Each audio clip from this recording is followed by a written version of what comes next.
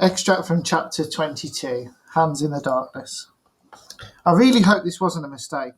Daniel stood so close to the new doorway that his nose almost touched the cold black surface.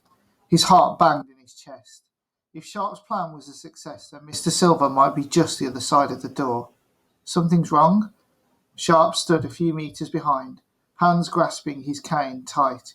He sounded impatient. I'm just wondering what we're going to find, said Daniel, recalling the last time he broke the rules. Even if it has worked, what if we walk through to find him hurt? Or worse?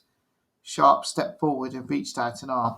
For a moment Daniel thought he was going to place a hand on his shoulder to tell him not to worry and that Silver would surely be fine. But the hand passed him by and instead gripped the handle of the door. The click of the latch sounded like a gunshot in the hush. The door crept open. Daniel didn't have time to scream. Hundreds of emaciated, wrinkled hands crowded the doorway, reaching and grabbing at him, pulling him forward by the neck and the hair and the ears and by the clothes. He could see no faces, no bodies as he fought them. They were only shrunken, withered figures. They surrounded him now. He was almost through the doorway, enveloped, suffocating. Fingers covered his mouth and nose. Perhaps he would die here. He closed his eyes, kicked and scratched a bit. A bony hand grabbed his head, twisted him around, pulled him further into the tangled mass. And then Daniel heard a voice, filling his head to bursting. Leave, it said in a whisper that ran right through him. Leave us.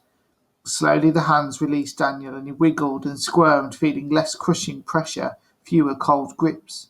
Another hand grabbed his own, this one warm, and he heaved forwards. He landed on the cold Emporium floor, on his hands and knees, gasping, clutching his throat. The book! Do you still have the book? Sharp stood over him, his eyes bulging.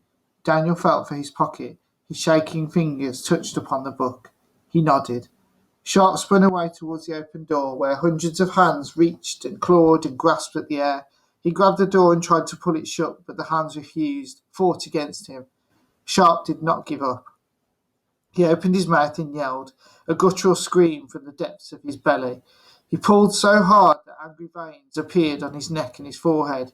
Slowly the door began to close until the latch clicked, and Sharp collapsed against the wood, holding it shut with all of his weight and strength.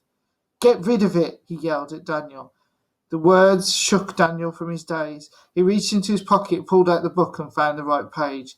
Tearing it from the book, he ran to the nearest flickering lamp and held the paper to the flame, where it turned to glowing ash and scattered.